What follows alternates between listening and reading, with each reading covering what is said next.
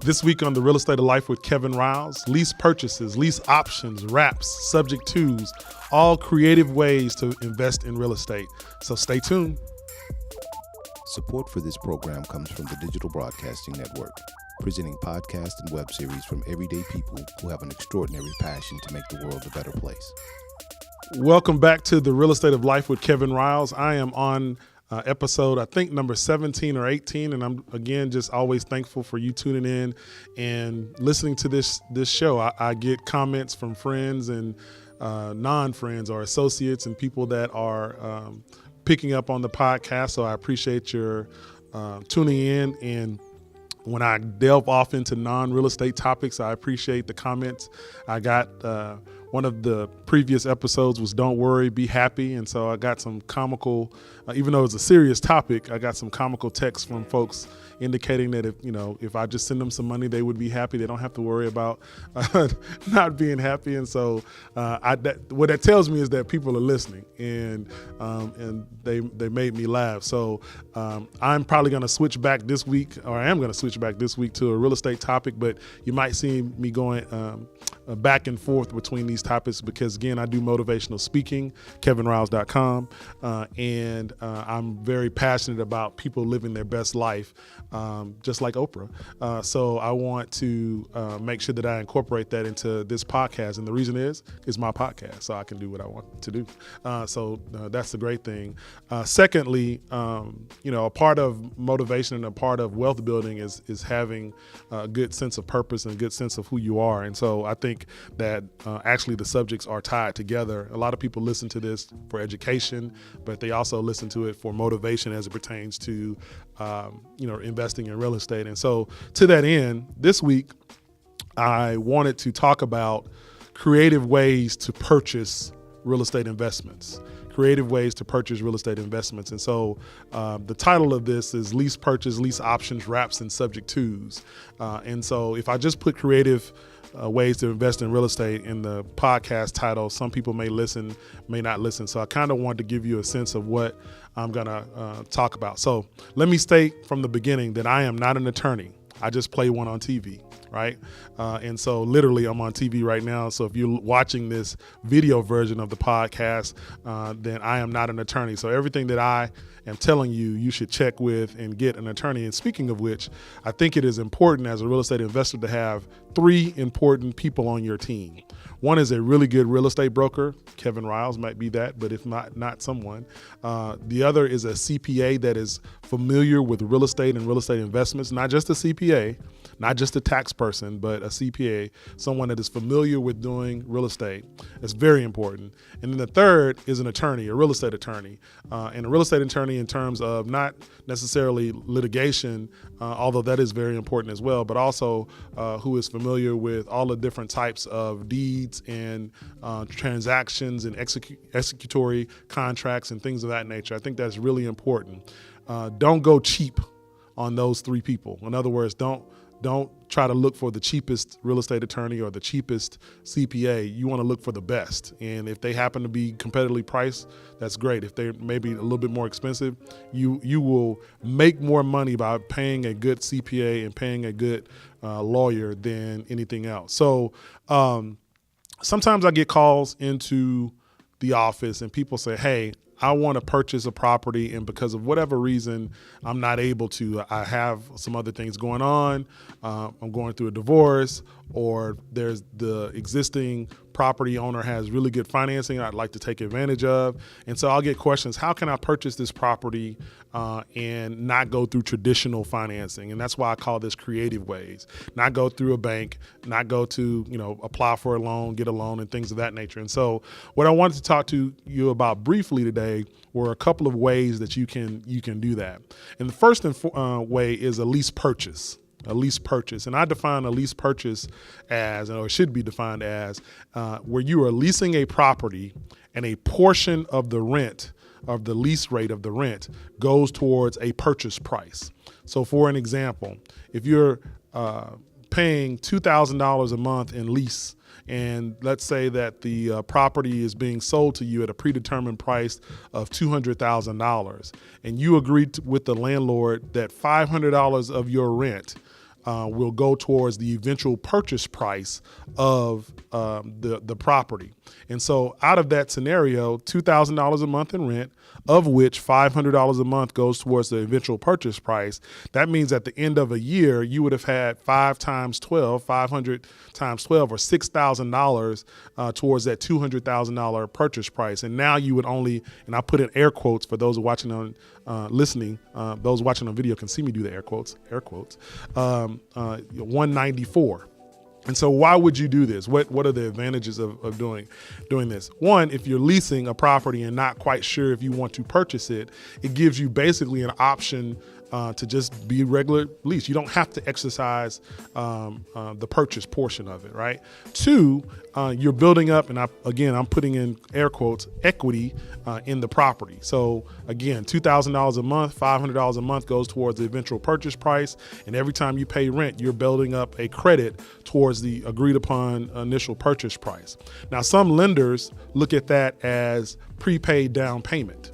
All right, some lenders will treat that as prepaid down payment, so that if you ended up having to put $15,000 or $20,000 down, you have now basically saved up $6,000 towards that purchase price. Some lenders don't take it that way, and they would have you do a new contract when you purchase the property, when you get ready to do traditional financing at now 194 at the end of the year, or 188 at the end of 2 years, and so on and so forth. But either way, you're getting a quote unquote credit towards the eventual purchase price of a property. All right. So that's one of the creative ways to do it. And that's called a lease purchase. Now, there's a lease option, and they're different, and people interchange these all the time. A lease option, you are not getting a credit.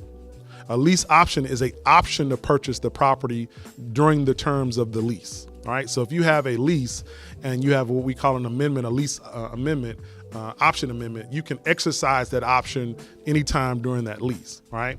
And so this gets really technical, and I'm not going to get too technical here, but there are special provisions in the Texas Property Code that talk about whether that lease option is 180 days or fewer, or more than 180 days. If it's 180 days or fewer, then it's not called what we call an executory contract. An executory contract basically is kind of like a contract for deed. And again, beyond the scope of this, I could probably spend 2 hours just on lease options. But for the purposes of this, short podcast, what I will tell you is that essentially it's an option. You're not getting a credit like we talked about in lease purchases. You're not getting a credit like we're talking about lease purchases. You have the option to purchase the property on at any given time at either a predetermined price if it's under 6 months, or an option to purchase at whatever agreed upon price during the lease. And so why might you do this? Well, again, same reason as a lease purchase. One of the reasons is you might not have decided to purchase the property. Lease options and lease purchases, by the way, are both used for people that want to live in a house or commercial. They're also done on commercial properties as well. So everything that I'm saying today applies to both residential and commercial. Lease options are methods for you to be able to lease a property with an option to purchase it, and you might not know whether you want to purchase it at a certain time, or it might allow you for time for you to be able to save up enough money to purchase the residential or commercial property. And so you can exercise that option, and it really protects your right to be able to purchase it. Because if you just have a regular old lease, and this goes for the lease purchase and lease option. If you have a regular old lease, then the seller can sell it at any time, or the landlord can sell it at any time. The new buyer has to honor the lease. They do have to honor the lease, but you have no basically power as it pertains to purchasing the asset. And so lease with an option, I typically can recommend to folks that are leasing now. If you're leasing a property, and again, this is both residential and commercial. I just negotiated a deal where a commercial person is leasing, but they have the first right of refusal or option basically to purchase at a predetermined price. And so, well, let me also say this. lease options don't necessarily, depending on how they're written, mean that you have first right of refusal. You have to specifically say that in the option. So let me be real technical on that. Again, I am not an attorney. I just play one on TV. You need to check with your attorney with everything I'm saying. However, I know I'm right. So with that being said, for those, because I know for a fact I have 4 attorneys that listen to this podcast because they text me all the time. So before y'all start correcting, I'm just letting y'all know up front. All right. So you have lease purchases. You have lease options, lease with an option to buy. That's the way I like to say it because it separates lease with an option to buy. Whereas lease purchase as one word to me means that I'm getting a credit every month. So sometimes, and I have a situation like this now where the owner would be willing to do this. Sometimes owners are willing to owner finance a property, right? So what does that really mean? That means that the owner becomes the bank. Instead of you going to a big bank or a community bank, the owner becomes the note. So let's say the big bank was Chase or Wells Fargo. You would normally go to them. They would lend on the property. You would put a down payment, and they would have a note that you would pay to them every month. Well, in owner financing, the bank becomes the owner. They take back, the way we say it in the industry is they take back a note.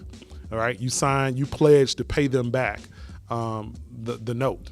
And so this, again, can be done on residential and commercial property. And so let's use an example of just $100,000. Actually, you know what? I always use 100. Let's use $1 million. Let's talk big dollars. So let's use $1 million property, right? And so $1 million property, commercial property, and let's say the owner is willing to take back a note. I have a property now where it's just over $1 million, and the owner is willing to take back a note. And so in that particular instance, the owner has given terms of 25% down, right? They're given terms of the new buyer would have to put 25% down. It would be amortized over 20 years, right? Which means it's a 20-year loan. He has said that he wants an interest rate of 6.5%, which is a little high, but again, it's owner financing. And then the note would be due and payable within 36 months, or a balloon payment in 36 months. So this owner is willing to take back a loan, and he does not owe anything on this particular property. He owns it outright. So that's classic owner financing, right? The owner owns it outright. There's no existing lien or existing mortgage on the property. And the owner takes, you put a down payment, y'all go to closing just like normal. The deed is recorded. The deed of trust, which is the lien against the property, is recorded. And then you have a note, and you pay the owner every month based on that interest rate and based on whatever negotiated terms. That's a clean owner finance. That 36-month balloon that I talked about, by the way, is typically an owner finance deal, especially on the commercial side. They don't want to hold that paper or hold that loan forever, so they want you to eventually get out of it. And so that gives you an opportunity, if it's a commercial property especially, to get established, if you're owner occupied or if it's an investor, to get some financials in so that you can turn those financials in to a lender and refinance that and give him the bulk, or her, the bulk of that money within a 3-year period. Now, that's classic owner finance. Works the same on residential as it does on commercial. Now, let's say that same owner has an underlying loan. That owner has a loan with a large bank. Let's just say Chase or Wells Fargo. So $1 million property, they're still selling it to you for $1 million, but let's say they owe $500,000, right? They owe $500,000. They are paying a mortgage themselves. They can still owner finance that property to you with what's called a wrap loan, right? A wrap loan, or we call wraps around the existing finance. That's where the term comes from.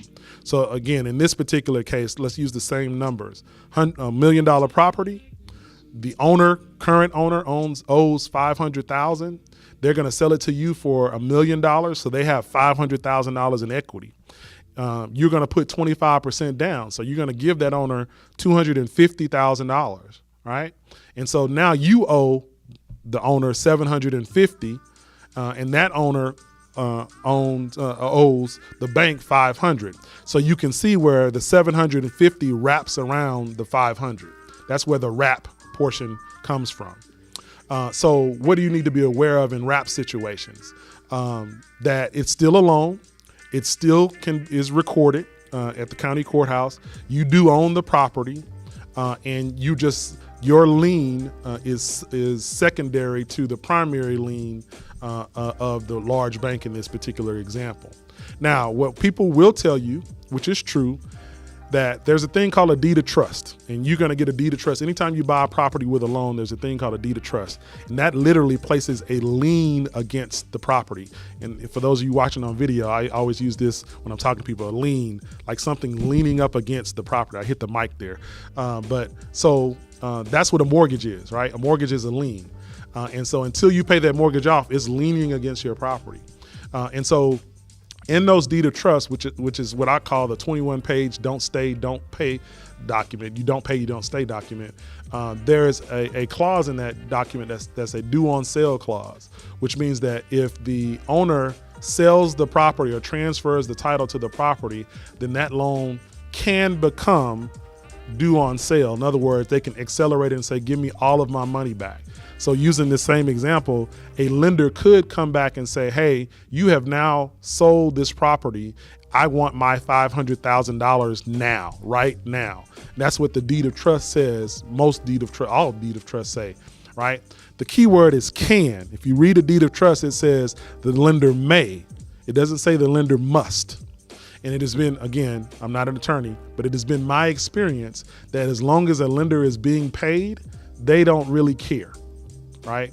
As long as the underlying lender is being paid, they don't really care. And so there are many investors out there that specialize in wraps, where they will owner finance it to a potential buyer, or you as an investor could present this as an option to a potential opportunity that you have. Someone is looking to get rid of a house. You want to put a little less down. You don't want to have to go out and put a new loan on your books. You could do a wrap mortgage. You definitely would need to use an attorney to make sure that the deed of trust for the wrap is correct as far as the way it's put together. And then secondly, you also want to make sure that there's some level of relationship, because there are other things you have to consider. For instance, people always ask me, if I do a wrap, should I get insurance, or in the underlying loan, aren't they insured? And what I've read and researched indicates that yes, you still should get property insurance. Even though I know that's double insurance, the underlying loan may have the property insured, and you may have the property insured. In the case of a loss, you would rather be safe than sorry. And so wraps are not as common as you may think, but they are great, useful tools. And I think they're not as common because everyone's always scared of the due on sale portion of it. And again, my experience with people that have done these deals before is that the lender very seldomly tells you, hey, we saw that you transferred the title, and so therefore we want all of our money back. And then there's ways to protect yourself from that within the wrap deed language as well. Again, I could do a whole series of podcasts on the steps to wrap, but I want you to be aware of it. So we talked about lease purchase. We've talked about lease with an option or lease options. We've talked about wraps. The final for this podcast, I'd like to kind of introduce you to is subject twos. And subject twos are purchasing a property subject to the existing debt, right? That's where the word comes from. Purchasing a property subject to the existing debt. Well, hey, Kevin, you just talked about wraps. Isn't that the same thing? No, wraps are literally transfers of the property. Subject to the existing debt almost works, and I say almost works somewhat like a lease. You're taking possession of the property and you're subject to the existing debt. And so therefore, my experience with people that have done subject twos, you are almost working as and again, this is my language, not the technical language, a power of attorney for the existing owner as it pertains to dealing with their mortgage company and things of that nature. They basically give you access to their loan, and you're paying it on a daily basis, or a monthly basis. And so in this particular scenario, you might give the existing owner a upfront fee or amount, and then you keep the existing debt, and you, the new investor or new buyer, become responsible for it. Great thing about this is you take possession of the property, you still can transfer debt, again, not worrying about the due on sale clause. The not as great thing is that it's subject to the existing debt. You're not getting any tax advantages as far as the interest deductions and things of that nature. Again, I'm also not a CPA, but I think I know I'm right. I think I know I'm right. I don't know if that means anything. So anyway, so where could you use these as an investor? On the commercial side, owner finances and wraps, and to an extent subject twos, but definitely owner finance and wraps are extremely common in commercial financing. Residential financing, not as much. Typically, some people, may want all their money all up front. And so therefore, they want you to get traditional financing or bring cash. But I am going to guess here, that especially in the Houston area, especially after the storm, that there are going to be more opportunities out there for creative ways to get to help folks also get out of houses that they may or may not want anymore. I know since the storm, it's been a month and a half, I guess, since the storm. And I've gotten at least 4 or 5 calls into my office asking me what the value of their property is now that it's flooded out and they're just done. They don't want to deal with the house anymore. And so there are investor opportunities out there in Houston area specifically for flooded out houses. But I think this information is really good to know regardless of what's going on here in Houston now, because there may be a situation where, hey, you just purchased a property or you just spent a lot of cash on something else, not even real estate, and have an opportunity to purchase something and need a creative way to kind of tie that property up while you get back on your feet as far as whatever cash outlay you've had. So again, lease purchase, lease options, wraps, and subject twos. These are 4 ways, and there are more, but these are 4 primary ways that people buy real estate creatively. So I want to thank you for listening to The Real Estate of Life with Kevin Riles, and I will see you next week. If you have a question about anything that we've talked about on The Real Estate of Life with Kevin Riles, a real estate question or a life question, no matter what, email me at kevin@kevinriles.com. Again, that's kevin@kevinriles.com. I'll get it. I'll make sure that I respond to you via email, but also I want to kind of collect these answers so that I could help everyone else. So again, kevin@kevinriles.com.